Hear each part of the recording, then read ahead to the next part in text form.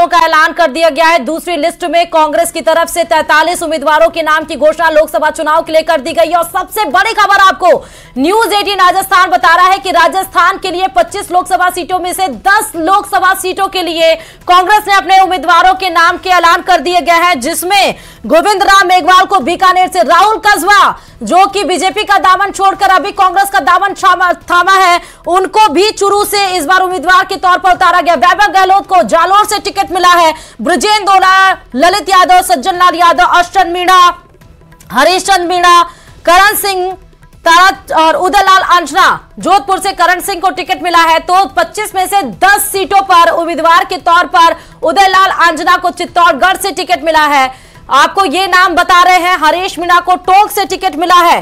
बड़ी खबर आपको इस वक्त की बता रहा है न्यूज 18 राजस्थान। वैभव गहलोत को वहीं पर जालौर से टिकट, और सबसे बड़ा नाम इसमें राहुल कस्वा जो कि बीजेपी का दामन छोड़कर और कांग्रेस का दामन थामे है, इस बार चुरू से उनको टिकट देकर उम्मीदवार के तौर पर उतारा गया है।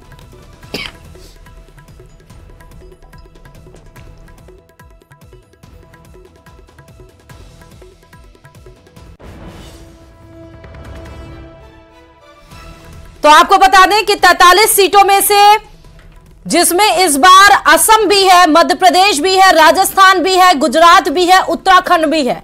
43 नामों में से 13 सीटें ओबीसी के लिए रिजर्व है, 9 सीटें एसटी के लिए, 1 सीट मुस्लिम के लिए। केसी वेणुगोपाल आज भी दूसरे लिस्ट की कांग्रेस की 43 नामों का ऐलान किए। पहले भी जब कांग्रेस की लिस्ट आई थी तो 39 नामों का, तब भी केसी वेणुगोपाल और साथ में आप पवन खेड़ा को भी देख रहे थे। और इसमें से राजस्थान की 10 सीटों पर उम्मीदवार घोषित कर दिए गए हैं।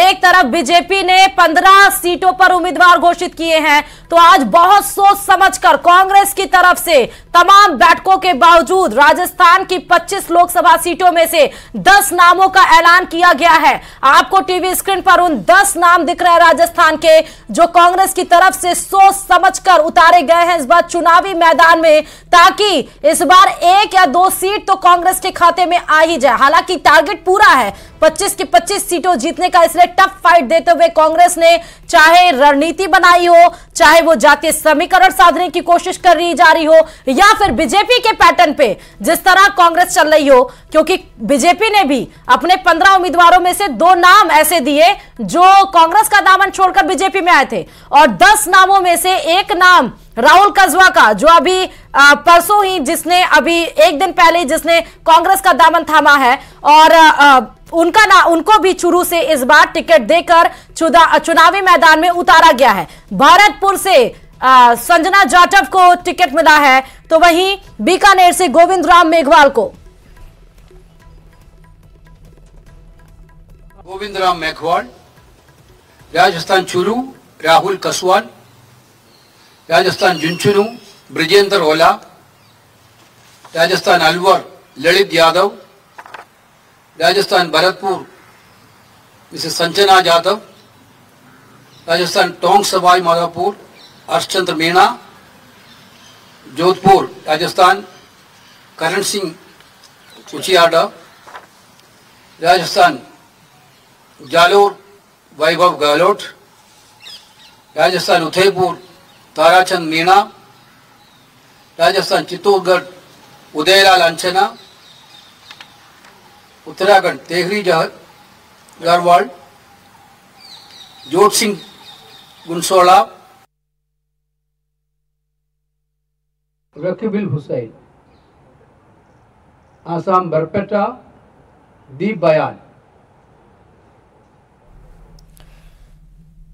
तो आपको 10 नामों का ऐलान फिर से बता देते हैं जो राजस्थान की तरफ से किए गए हैं। बीकानेर से गोविंद राम मेघवाल को इस बार चुनावी मैदान में उतारा गया है।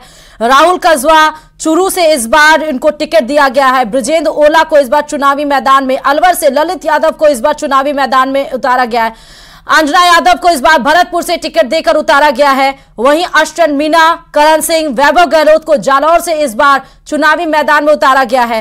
ताराचंद मीणा को उदयपुर से, और साथ ही उदयलाल अंजना को भी इस बार चुनावी मैदान में उतारा गया है। संजना जाटव को भरतपुर से, एक महिला को, 10 में से 10 उम्मीदवारों में से एक महिला को इस बार टिकट दिया गया है कांग्रेस की तरफ से। 43 नामों का ऐलान लोकसभा दृष्टि से, 43 नामों का ऐलान। दूसरी लिस्ट कांग्रेस की जारी कर दी गई है जिसमें मध्य प्रदेश है, राजस्थान है, असम है, उत्तराखंड और गुजरात, इन 5 राज्यों के नामों का ऐलान किया गया है। पहली लिस्ट में 39 नामों का ऐलान करके कांग्रेस, जिसमें दक्षिण भारत को आधे से ज्यादा रखा गया था, लेकिन अब गुजरात को टच किया गया, उत्तराखंड, राजस्थान, मध्य प्रदेश और असम के कैंडिडेट्स को उतारा गया है।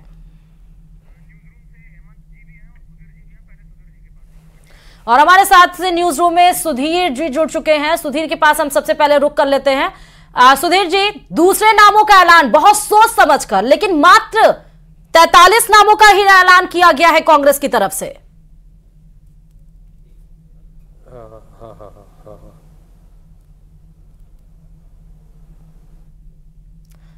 सुधीर के पास मैं लौटूंगी, सुधीर जी के पास, लेकिन हेमंत हमारे साथ न्यूज रूम से हमारे सहयोगी जुड़ चुके हैं।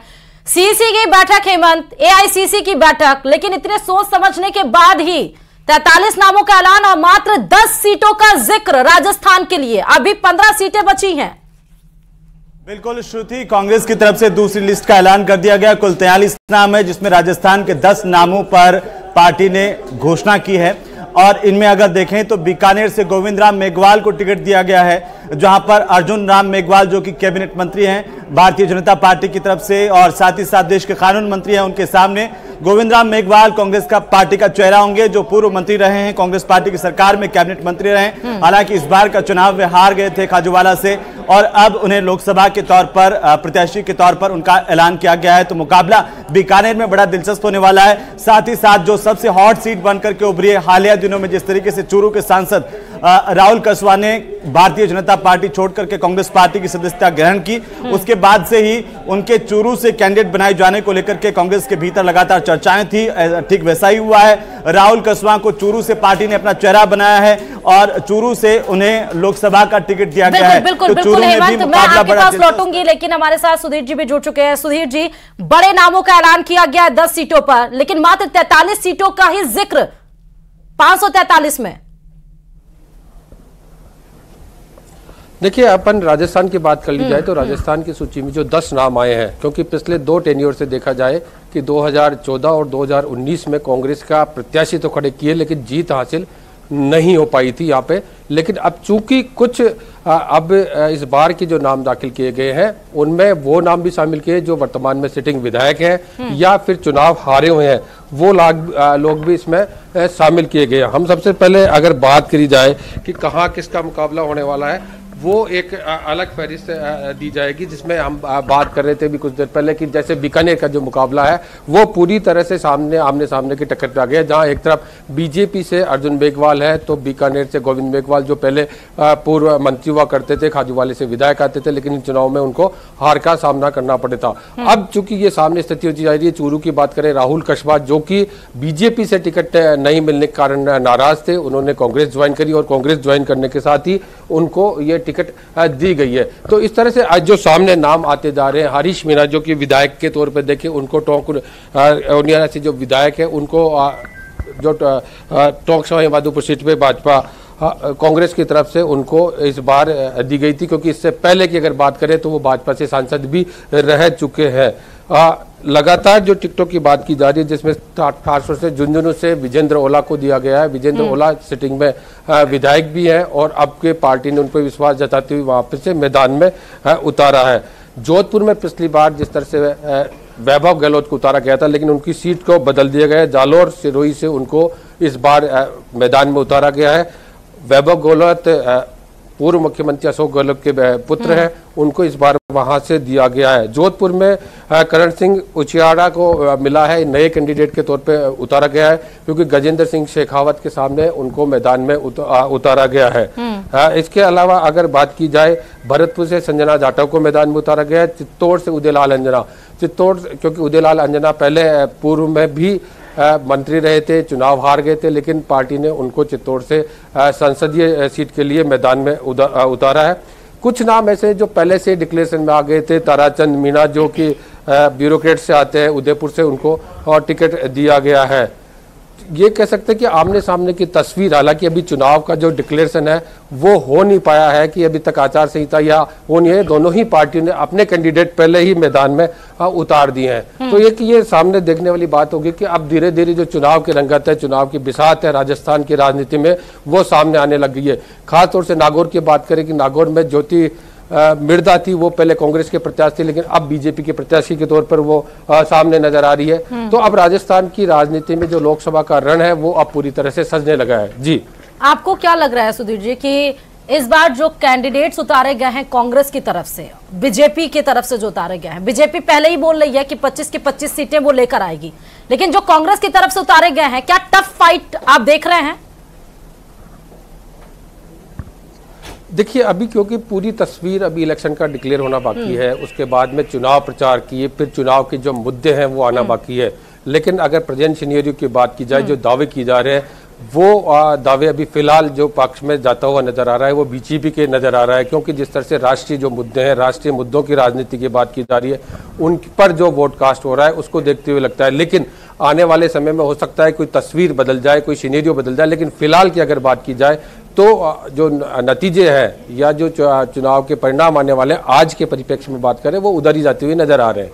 जी ठीक है, मेरे साथ लगातार मेरे सहयोगी हेमंत भी जुड़े हुए हैं। हेमंत, आपकी तरफ रुख करते हुए 10 नामों का ऐलान तो हो गया। हेमंत, कैसे देख रहे हैं आप इसके पीछे? कांग्रेस की क्या रणनीति रही है इन नामों के ऐलान करने के पीछे? हेमंत, चेहरे भी हैं और महिला चेहरे के तौर पर भी हैं, तो कुछ जो है वो अनुभवी चेहरे भी इस लिस्ट में कांग्रेस पार्टी ने मौका दिया है, उनको उतारा है। मतलब सिटिंग एमएलए पे भी भरोसा जताया गया है, एक महिला कैंडिडेट के ऊपर भी भरोसा जताया गया है, ब्यूरोक्रेट्स को भी उतारा गया है और जो नामचीन चेहरे हैं उनको भी मौका दिया गया है। आपको लग रहा है कि जो सोच समझकर रणनीति बनाई गई है वो क्या कामयाब होगी हेमंत कांग्रेस की? देखिए श्रुति, जिस तरीके से सुधीर अभी बता रहे थे और उन्होंने कहा कि एक टफ फाइट की कोशिश कांग्रेस पार्टी की तरफ से जरूर की गई है। और इस लिस्ट को अगर देखें, मैं सवाल करना चाह रहा था सुधीर जी से, क्योंकि लगातार उनकी पैनी नजर रही है राजनीतिक गलियारों को लेकर के और तमाम चुनाव भी उन्होंने देखे हैं। सुधीर जी, अगर आप मेरी आवाज सुन पा रहे हैं इस वक्त, तो मैं जरूर यह जानना चाहूंगा हमारे दर्शकों के लिहाज से कि ये जो लिस्ट है कितनी संतुलित आपको 10 नाम, हालांकि अभी 15 नामों का ऐलान होना राजस्थान के लिहाज से और बाकी है, लेकिन ये जो 10 नाम आए हैं जिसमें युवा चेहरे भी है, अनुभवी चेहरे भी हैं, तो साथ ही साथ नए चेहरे भी हैं, महिला का चेहरा भी है।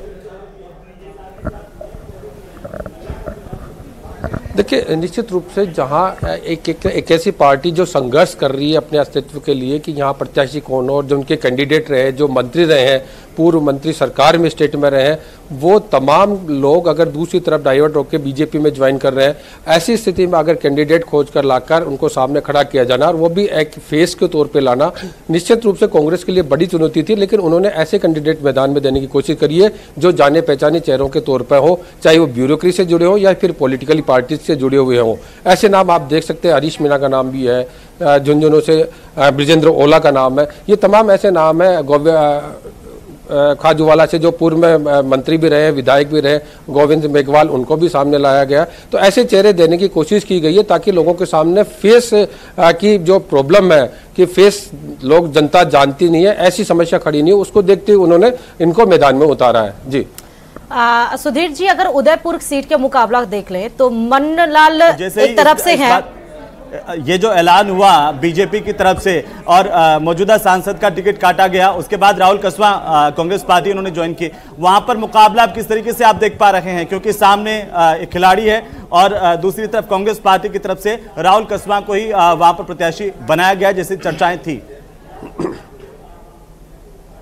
देखिए, अगर राहुल कस्बा की बात की जाए तो राहुल कस्बा की जो राजनीतिक के हिसाब से देखें कि वो वहाँ के सांसद रहे, लगातार सांसद रहे, उनकी टिकट पिछली विधानसभा की जो राजनीतिक घटनाक्रम रहे उसके अकॉर्डिंग वो काटी गई थी कि पार्टी की जो गतिविधियाँ थी